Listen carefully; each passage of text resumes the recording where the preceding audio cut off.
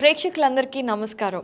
నేను మీ హోస్ట్ అపర్ణ. ఈరోజు మనతో పాటు ఆచార్య అనంతకృష్ణ స్వామి గారు ఉన్నారు. మరి మీకు తెలుసు కదా, డబ్బుని ఎలా ఆకర్షించాలి అనే విషయం గురించి ఎంతో విపులంగా మనందరికీ వివరిస్తూ వస్తున్నారు. మరి గురువుగారితో మాట్లాడి ఈరోజు ఏం విషయాలు తెలియజేయబోతున్నారో అడిగి తెలుసుకుందాం. నమస్కారం గురువుగారు. నమస్కారం.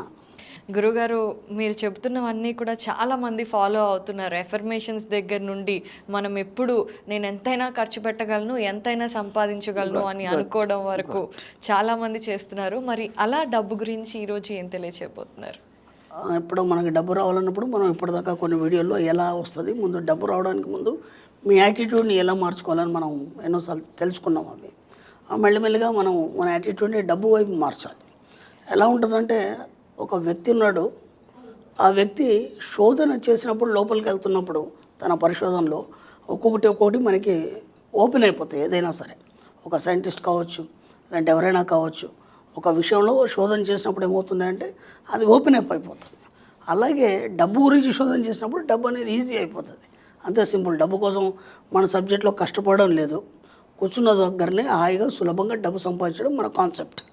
అది ఎలా వస్తుంది అనేది మనకు తెలియదు కాబట్టి ఇన్ని రోజులు మనం ఇబ్బంది పడ్డాం. మనం ఏం చేస్తున్నాం అంటే, దానికి ఉన్నటువంటి ఆ చిక్కుముడ్లు కానీ, లేకపోతే దానికి సంబంధించినటువంటి వే ఏదైతే ఉందో దాన్ని మనం ఓపెన్ చేస్తున్నాం. సింపుల్. ఆ వే ఓపెన్ అయిపోయిందంటే ఆటోమేటిక్గా డబ్బు రావడం అనేది జరుగుతుంది. దానికోసం మీరు కష్టపడాల్సిన అవసరం లేదు, ఏం చేయాల్సిన అవసరం లేదు. ఫస్ట్ ఒక అఫర్మేషన్ స్టార్టింగ్లో చెప్పుకున్నాం, నేను హాయిగా కూర్చున్న చోటు నుంచే సులువుగా డబ్బుని సంపాదించినందుకు విశ్వానికి కృతజ్ఞతలు. ఈ వర్డ్ ఎప్పుడైతే చెప్పుకున్నామో దీన్ని పదే పదే అఫర్మ్ చేయడం వల్ల మనకి డబ్బుకు సంబంధించిన అవకాశాలు రావడం మొదలవుతుంది. ఓకేనా? ఇప్పుడు ఏం చేయాలంటే, మనము ముందుగా డబ్బు సంపాదించాలి, మన యాటిట్యూడ్ మార్చుకోవాలన్నప్పుడు మన సబ్జెక్ట్లో మనల్ని మనం ప్రేమించుకోవాలి. ఫస్ట్ మనం ఏం చేయాలంటే మనల్ని మనం ప్రేమించుకోవాలి. ఇక్కడ ఏం జరుగుతుందంటే, ప్రతి దగ్గర మనం ఆత్మన్యూనతాభావం అంటే ఇన్ఫీరియారిటీ కాంప్లెక్స్ ద్వారా ఎప్పుడు కూడా మనం తక్కువ చేసుకుంటున్నాం. అర్థమైందా? కాబట్టి ఇక నుంచి ఏం చేయాలంటే, ఇప్పుడు మీరు ఎంత అందంగా ఉన్నారు, మీరు అద్దంలో చూసుకొని ఎన్ని రకాలుగా మీరు ఎంత ఫీల్ అవుతారు, నేను ఎంత బాగున్నానని. ఇట్లా ప్రతి వాళ్ళు ఫీల్ అవ్వాలి. ఎందుకంటే మీరు ఎంత ఫీల్ అవుతే అంత అందం అనేది ద్విగుణీకృతం అవుతుంది. అర్థమైందా? అలాగే దాంతోపాటు ఏం చేయాలంటే, ఆ అద్దంలో చూస్తూనే, దీన్ని మనం మిర్రర్ వర్క్ అని అంటాం. మనకి ఇది స్పెషల్ క్లాస్లో దీని మీద సబ్జెక్ట్ ఉంటుంది. ఇది ఎంతవరకు మనకు పర్ఫెక్ట్ అనేది దాంట్లో సబ్జెక్ట్ ఉంటుంది. ఆ సబ్జెక్ట్ ఫాలో అయిన వాళ్ళు చాలామంది ఉన్నారు. ఇప్పుడు నేను సింపుల్గా కొన్ని టెక్నిక్స్ చెప్తాను. మీ దగ్గర డబ్బు రావాలి, మీరు ఐశ్వర్యవంతంగా మారాలి, ధనవంతంగా మారాలి అన్నప్పుడు ముందు మిమ్మల్ని మీరు ప్రేమించుకోవాలి. మిమ్మల్ని మీరు ప్రేమించుకునే వరుస క్రమంలో ఏం చేయాలంటే, అద్దం ముందు నిల్చోవాలి. అద్దం ముందు నిల్చొని, I'm so beautiful, okay, I'm rich, yes, I have lavish abundance, నేను చాలా సంపదలు, సిరి సంపదలు కలిగి ఉన్నాను అన్నప్పుడు మీ ముఖంలో ఫీలింగ్ ఎలా ఉండాలి? నవ్వుతూ ఉండాలి, హ్యాపీగా. అవన్నీ మీరు పొందినట్టు ఉండాలి. అవన్నీ పొందినవాడు ఎలా ఉంటాడు? హ్యాపీగా, సంతోషంగా, భుజాలగరేసి కాన్ఫిడెన్స్గా ఛాతీ విరిచి ఉంటాడు. ఆ అద్దం ముందు అలా మీరు యాక్ట్ చేయాలి. ప్రతిరోజు మీరు యాక్ట్ చేయాలి. ఈ వర్డ్స్ అఫర్మేషన్ చెప్పుకుంటూ మీరు యాక్ట్ చేయాలి. ఫస్ట్ వర్డ్ ఏంటంటే, మీరు ఒక విషయాన్ని నమ్మాలి. ఎందుకంటే ఈ ప్రపంచం నన్ను మించిన గొప్ప వ్యక్తి ఎవడు లేడు. అర్థం? ఈ ప్రపంచంలో నన్ను మించిన గొప్పవాడు ఎవడు లేడు. ఎందుకంటే మీలాగా ఇంకో వ్యక్తి ఉండడానికి లేదు కదా. ఖచ్చితంగా. కాబట్టి మీ దగ్గర ఏదో టాలెంట్ ఉంటుంది, మీకు ఆ విషయం తెలీదు. ఇలా మీరు ప్రతిరోజు చెప్పుకోవడం వల్ల ఏమవుతుందంటే, టాలెంట్ ఏదో బయటకు వచ్చేస్తుంది. ఇప్పుడు మనం కూడా ఇప్పుడు సినీ ఫీల్డ్లో కానీ, లేకపోతే ఇంకా వేరే ఫీల్డ్లలో కూడా ఎంతోమందిని చూసుంటాం. వాళ్ళు మామూలుగానే ఉన్నట్టు ఉంటారు, అనుకోకుండా ఒక్కసారి ఒక షైన్ అయిపోతారు. మొత్తం పబ్లిక్లో కానీ, అక్కడ కానీ, టీవీలో కానీ, అక్కడ కానీ. అంత ఇది ఎందుకు అయిపోయాడంటే, తన లోపల ఉన్నటువంటి ఏదైతే ప్రతిభ ఉందో తను ఇప్పటివరకు గుర్తించలేదు. ఎప్పుడైతే తన మించిన గొప్పవాడు ఎవడు లేడని అనుకుంటాడో అప్పుడు ఆ టాలెంట్ బయటకు వస్తుంది ఆటోమేటిక్గా. ఇప్పటిదాకా మీరు ఏమున్నారు, నేను పేదవాడిని, నా దగ్గర డబ్బు లేదు, ఏదైనా కొనాలంటే అది ఇప్పుడు తర్వాత కొందాం, లేదంటే ఇన్స్టాల్మెంట్లో కొందాం, ఇవన్నీ మనకు ఆలోచనలు ఉన్నాయి కదా. ఇప్పుడు వాటన్నిటి నుంచి మనం బయటికి రావాలి. ముందు వాటిని విముక్తి చెందాలి. అవన్నీ విముక్తి చెందితే మనం బయటకు వస్తాం. ముందు నువ్వు పేదవాడు అన్న విషయాన్ని మర్చిపోవాలి.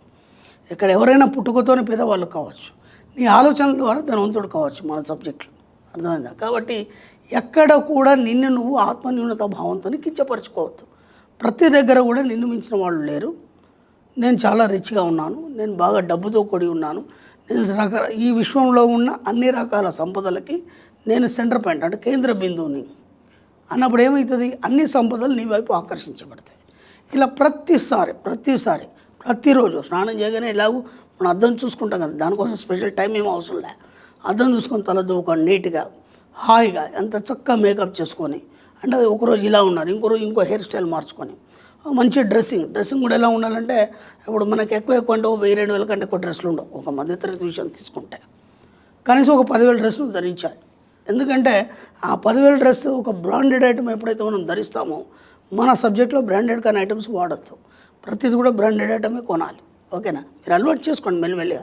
దాంతో ఏమవుతుందంటే, ఒక బ్రాండెడ్ ఐటమ్ మీరు వేసుకున్న తర్వాత అది ధరించినప్పుడు ఆ ఫీలింగ్ ఎలా ఉంటుంది ఒకసారి మీకే అర్థమవుతుంది. ఆ కన్వీనియన్స్ కానీ అది ఎందుకు అంత రేట్ ఉంది. ఇలా మనకి ప్రపంచం మొత్తంలో కూడా అతి ఖరీదైన వస్తువులు అనేటివి కొన్ని ఉన్నాయి. అర్థమైందా? ఒక బ్యాగ్ ఉంటుంది, 2 lakhs ఉంటుంది. మనం అనుకుంటాం జస్ట్ హ్యాండ్ బ్యాగే కదా, దీనికి 2 lakhs ఎందుకు ఉంది? అది ఏ ఫోమ్తో తయారు చేస్తారు, దేంతో తయారు చేస్తారు, అది ఎందుకు అంత కాస్ట్లీ ఉంది, దాన్ని మనం రీసెర్చ్ చేయాలి. ఎందుకు? ధనవంతులు వాడే వస్తువులన్నీ చాలా ఖరీదైనవి కదా. రేపు నువ్వు కాబోయే ధనవంతుడు కదా. ఇప్పుడు రేపు ధనవంతుడు అయిన తర్వాత ఏం చేయాలో నీకు అర్థం కాదు డబ్బుని. అర్థమైందా? కాబట్టి ముందే ఇవన్నీ రీసెర్చ్ చేసి పెట్టుకున్నాం అనుకో, అప్పుడు ఏమవుతాయంటే అన్ని రకాల సంపదలు మీ దిక్కు ఆకర్షించబడతాయి. ఇది ఒక టెక్నిక్ అన్నమాట.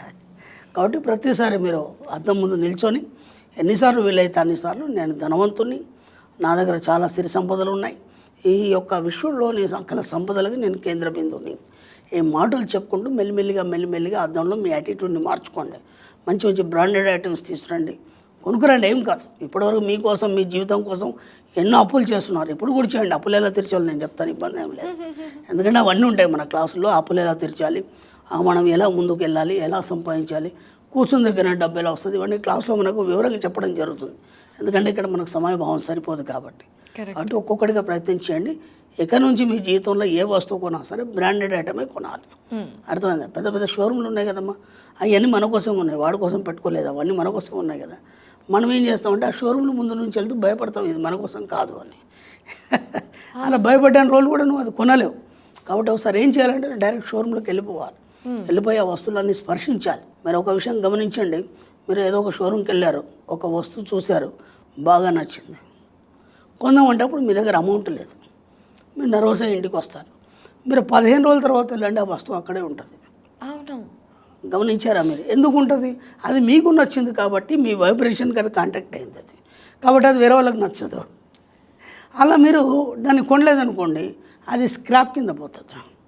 అలా ఎన్నో వస్తువులను ఇప్పటివరకు మీరు స్క్రాప్ కింద పడేసి వాటిని బాధ పెట్టారు. మీరు ఎప్పుడైతే మనసు పడ్డారో దాన్ని కొనలేదనుకో, ఆ వస్తువు కూడా బాధపడుతుంది. ఎందుకంటే అది ఇట్లా బాధపడుతుందని ప్రాణం ఉండదు కదా. ఎస్, కానీ ఇక్కడ ప్రతి విశ్వంలో ఉన్నటువంటి ప్రతి వస్తువుకి ఒక వైబ్రేషన్ అనేది ఉంటుంది. అర్థమైందమ్మా? కాబట్టి మీరు ఏది కూడా మీ జీవితంలో స్క్రాప్ కింద పడేయకండి. వస్తువులు దేంటిని కూడా మీరు బాధ పెట్టకండి. మీరు కావాల్సిన వాటి అన్నింటినీ అనుభవించండి, బాగా ఎంజాయ్ చేయండి, బాగా ఖర్చు పెట్టండి. మన సబ్జెక్టులో 2 ఉంటాయి, మీకు ఏది కావాలన్నా తినేసేయండి, ఏం చేయాలనుకుంటే అది చేయండి. ప్రకృతికి ఇబ్బంది పెట్టద్దు, పక్కవాడికి ఇబ్బంది పెట్టద్దు. ఇవి 2 కాకుండా మీరు ఎవరిని చేసుకోండి. సూపర్ అండి, సూపర్. అంటే సెన్సిబుల్గా మనం ఏది చేసినా, ఏది కావాలనుకున్నా కూడా మనకి దొరుకుతుంది అనే విషయాన్ని చాలా ఖచ్చితంగా చెప్పారు. ఎందుకంటే ఆ వైబ్రేషన్స్ మీ దగ్గరికి లాగపడతాయి. ప్రాణం ఉన్నా లేకపోయినా ప్రతి దానిలో ఆటమ్స్ ఉంటాయి, వైబ్రేషన్స్ ఉంటాయి, ఫ్రీక్వెన్సీ మ్యాచ్ చేస్తుంటాయి. ఆటమ్స్ ఉన్నాయన్నారు కదా, ఎస్, వాటి యొక్క ఆకర్షణ అనేది మీ దగ్గరికి తీసుకొస్తుంది. కరెక్ట్. వాటిని వేస్ట్ చేసుకోకండి. ఏది తినాలనిపిస్తే తినండి, ఏది కొనాలనిపిస్తుంది కొనండి. మీరు ఎలా ఉంటారంటే ఒక చిన్న పిల్లాడు మనస్తత్వాన్ని కలిగి ఉండండి, ఎంత వీలైతే అంత. అలా మనస్తత్వం కలిగి ఉన్నప్పుడే విశ్వం మీకు సహకరించడం మొదలవుతుంది. సో చూసారు కదా, ఈ రోజు ఏంటంటే అద్దం ముందు నిల్చొని మనం ఎఫర్మేషన్స్ చేయాలి. ఎప్పుడైనా మనం ముందు చెప్పుకున్నాం, డబ్బు ఇచ్చేటప్పుడు నేను ఎంతైనా ఖర్చు పెట్టగలను, ఎంతైనా సంపాదించగలను.